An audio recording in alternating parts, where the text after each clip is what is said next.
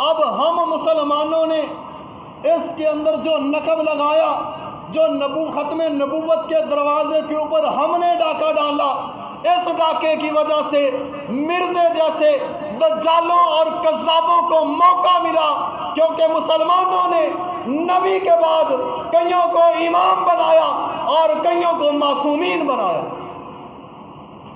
ये डाका तो हमने खुद डाला, और जब दरवाजे हमने खुद खोले तो चोरों को मौका मिला।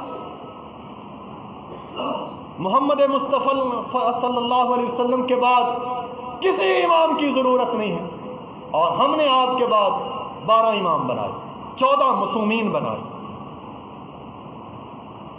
और इन इमामों और मासूमों का दर्जा मोहम्मद मुस्तफ़ा सल्लल्लाहु अलैहि वसल्लम से भी बढ़ा दिया।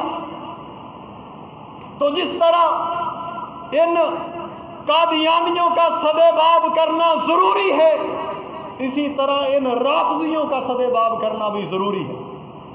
जिस तरह मैंने पहले बात की कि जिस तरह कादियानी कुरान को नहीं मानते, आप जितना भी कुरान पढ़ दें उनकी सेहत पर कोई असर नहीं है, इसी तरह राफ़िज़ी भी कुरान को नहीं मानते।